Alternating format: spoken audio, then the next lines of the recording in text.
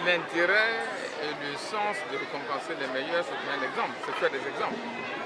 Nous sommes dans une cité qui s'appelle la cité des lauréats et nous savons toujours que la stimulation par l'exemple est une chose extrêmement importante. Donc pour nous, chaque année, nous devons récompenser les uns et les autres pour amener tous ceux qui vont bien travailler à bien travailler, espérer un jour recevoir une récompense. Nous avons, dans le cadre de Niablé Vacances utiles, sollicité toute la population pour que chacun apporte sa contribution à la réalisation d'un certain nombre de travaux communautaires. Il y en a qui sont dévoués, qui ont passé beaucoup de temps et on pensait que le minimum qu'on pouvait faire, c'était de les encourager, de leur remettre une distinction, comme pour dire aux autres, l'année prochaine, aidez-nous et vous également vous serez mis à l'honneur. Il n'y a rien de plus important pour un être humain, de mon point de vue, que d'apporter quelque chose à sa communauté. C'est la rentrée scolaire, les familles ont besoin d'être soulagées et nous avons pensé qu'il était important de donner ces récompenses-là juste avant la rentrée, ce qui permettra donc aux parents de voir quel est l'effort budgétaire qu'ils doivent assumer pour permettre à leurs enfants d'avoir une scolarité positive. Vous savez, c'est dans le domaine des compétences. Là, dans le domaine de la compétence maçonnerie, il se trouve qu'il y a eu nous avons sollicité plus de maçons qu'autre chose. Donc, à la limite, cette année, bien sûr, la population allochtone dans le métier de la maçonnerie étant peut-être plus importante, c'est la raison pour laquelle il y en a eu plus. Mais en fait, toutes les populations ont été concernées au même niveau. Au niveau des allochtones, même au niveau du nombre de maçons qu'on attendait, il y en a eu 4, nous attendions 12. Donc c'est un message qui s'adresse à tout le monde.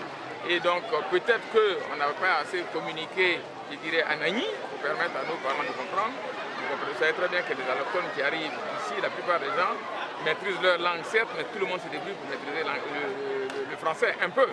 Et donc il était important d'insister davantage pour dire que travaillons ensemble pour notre communauté. Notre ambition, c'est de faire en sorte que chaque année, pendant les vacances, nous ayons ce genre d'activité. L'appel est simple.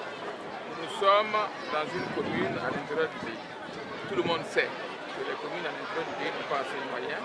Mais si les différentes populations décident de se mettre ensemble, comme on le faisait par le passé pour nettoyer le village par exemple, nous allons faire des économies importantes et ensemble nous pourrons faire quelque chose d'extrêmement grand pour notre communauté. Et c'est la raison pour laquelle cet appel-là que nous lançons, il va à l'endroit de chacune et de chacun présent dans la commune.